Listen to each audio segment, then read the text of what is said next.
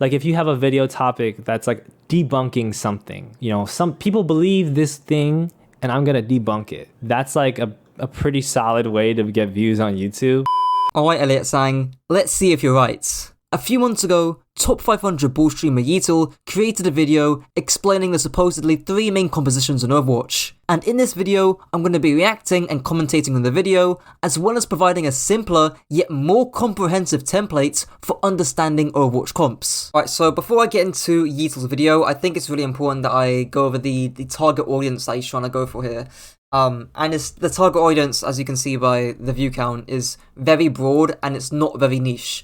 The biggest issue with this, it's not really an issue, it's just more so like the trade-offs that you're having to make, is that Yeatle has to cut corners and oversimplify his video to where maybe it's giving out misinformation sometimes, maybe it's incorrect at some places, or maybe he just completely misses the mark, and that's for the sake of, again, his target audience, right, who are going to be, you know, around my age, if not younger, like TikTok Zoomer types of people who don't really care about the accuracy of the information. They just want a video they can place into the back and play while they play comp. But yeah, I think Yeatle's a very smart guy. If I could make this type of video, I would, honestly. But yeah, I think that is something important to know. However, you don't need to know all those compositions. All you really need to know are 3 playstyles and how you win with them. Those 3 playstyles are dive, brawl, and poke. So yeah, the biggest, I find it quite funny, right? He says that the 3 main comps are dive, brawl, and poke. When in actual reality, like, when is the last time the average rank player has played a Sigma Zen poke comp? Right? Maybe on Circle Royale, maybe, right? But generally speaking, you never see these comps in your games. Right? Even dive, especially dive, like, nobody's got the time for all that. Like, they haven't got the time to take flanks, set up an angle, and set up a good dive. It takes too much coordination. Right? And brawl comps, the one that you see most of the time in your rank games, they're hybrids. Right? And I'll get into this later.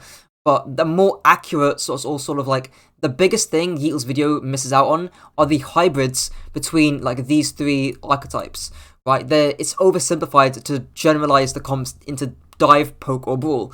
You miss out key playstyles when you're playing, I don't know, Doomfist or Doomfist with a spam comp, or Diva with a spam comp. You miss out the nuances there.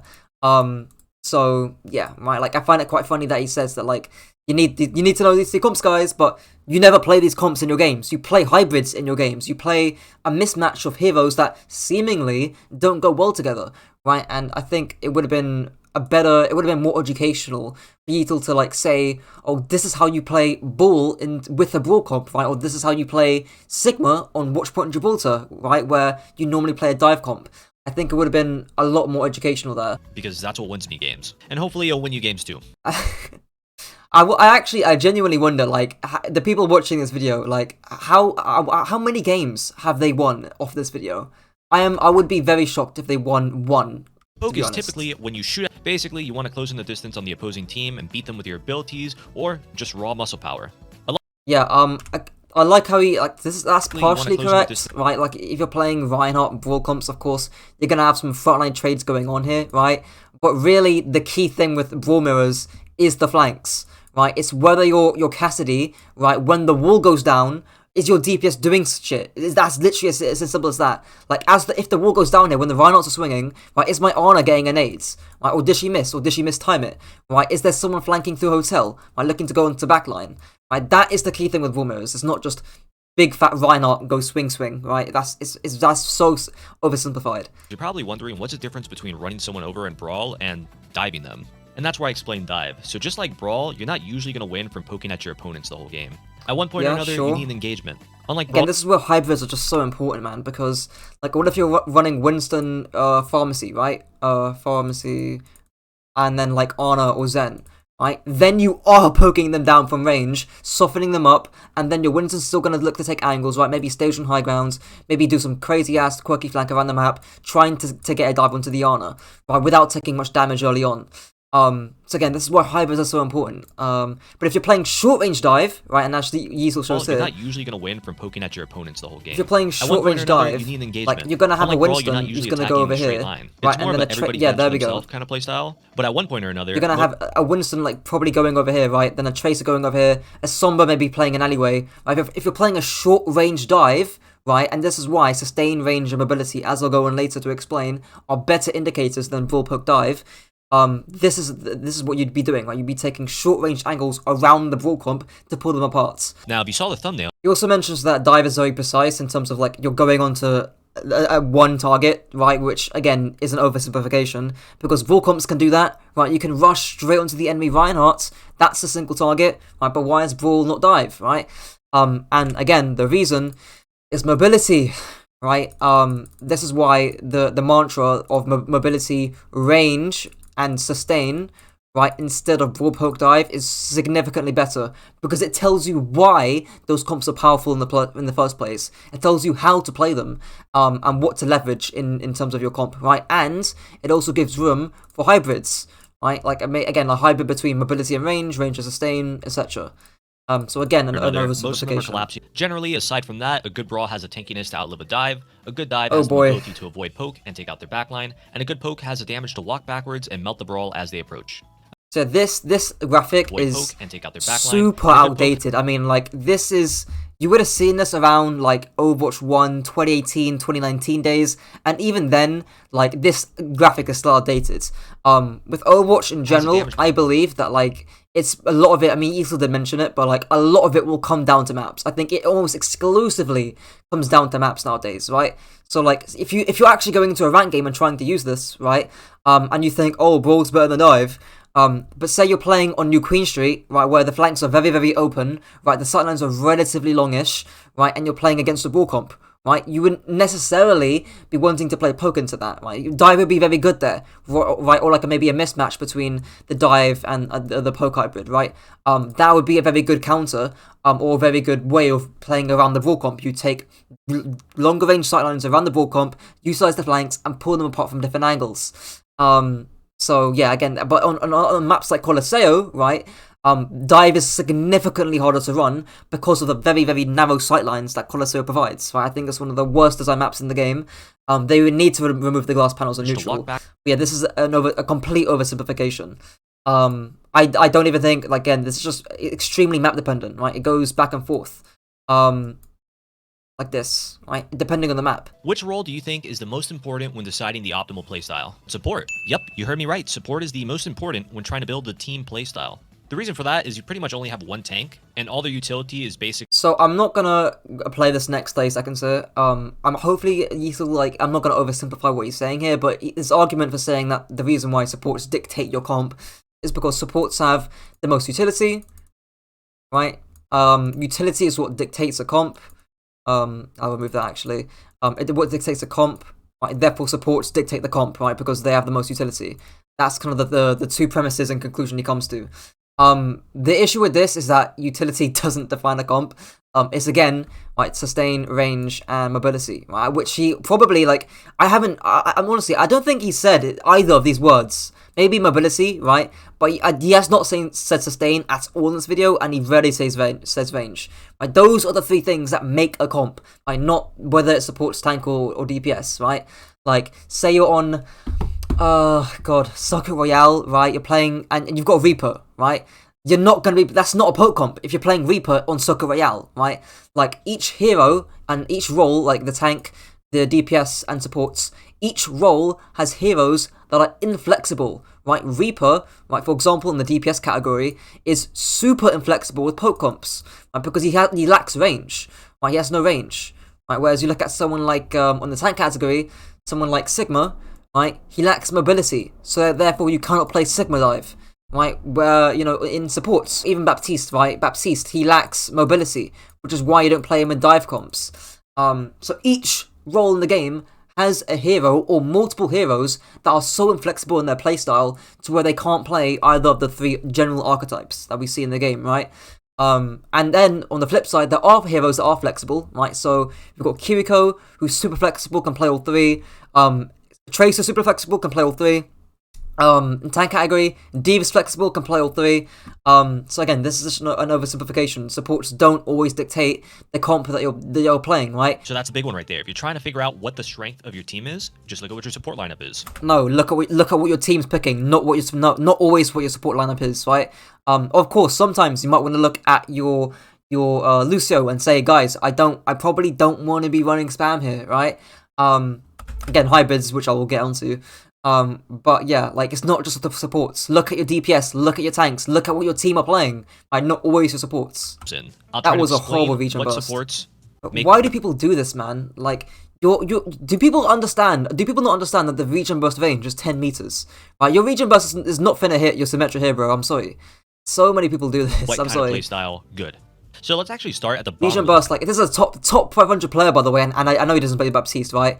But like, this is a top 500 player misusing Regen burst. So usually if you have a Zenyatta, that's a pretty big sign that, hey, we just might be building some poke comp here. He can be good in the dive composition because Discord on the dive target obviously means they die sooner. But the problem is he's a bit of a liability because you don't really want to be protecting your backline in dive. So usually not the most optimal pick in dive. You don't want to really be protecting your backline in the dive. Have you been watching Pro League, Yeatle? Have you not been seeing why people are playing Brig all the time instead of Zen Honor? Yeah, that's a really wonky statement there. But the rest of that was pretty spot on, honestly. The only thing I'd add on is that Zen's got orbs, right? He can control flanks, and flanks are super important in dive to be able to stage one. But yeah, I think that's pretty on the nail. Next on the support list, we're gonna jump right over to Baptiste. Just like Zenyatta, he does a lot of damage, which means he is fantastic for poke comp. Okay, so this is one of the biggest like misconceptions or like misunderstandings of Overwatch comps in Overwatch. Right, so he says here that because Baptiste, like Zenyatta, has a lot of damage, he's very good for poke comps. Right, but do you know who else has a lot of damage? Reinhardt, right, Reaper, Moira, right? They all have a lot of damage, but why aren't they played in poke comps? It's the range, right? We haven't heard Yeatle say range once in this video, and again, it's why our SRM, right, sustained range mobility, are what I think should replace Brawl, Poke, Dive. It's just being careful with, like, again, describing why Baptiste is used in poke and not Moira, right? Because both do high damage, right? But Moira's not played in poke because of her range. And what you can play him in. The consistent damage and heals make him a top-tier poke pick. No, it's the consistent range. The range, bro. Heals also make him great for keeping his tank alive in Brawl comps. In dive comps, he's not the best because he's lacking a bit of synergy, but he's not a terrible option either. Third on the Baptiste is also terrible. Don't play Bap and dive. You're not getting any unless like you're playing DPS Baptiste and you're playing like a third DPS. Bap dive in, nah, don't do it. We got and Mercy. I think it also, like, if I was making this video, I would explain how to play Baptiste and dive, right? Which is, the way you play it, is you basically never heal. You have to play like a DPS. You have to, because you're not going to be able to heal a ball, right? He's got too much mobility. You're not going to be able to heal a Winston when he's jumping in. You need LOS. The heal things are hard to land on mobile targets. And Baptiste isn't that great against with split comps that dive tends to play with, right? He's best in mobile, lack of mobility comps like poke, like brawl, who lack mobility. Hero that is good at brawl, your favorite frog, Lucio. If the whole team wants to hold W, Lucio's the guy to make it happen. He's got speed to get in, survivability to get out, and he has short range burst healing. If there was a hero made for brawl, it was Lucio.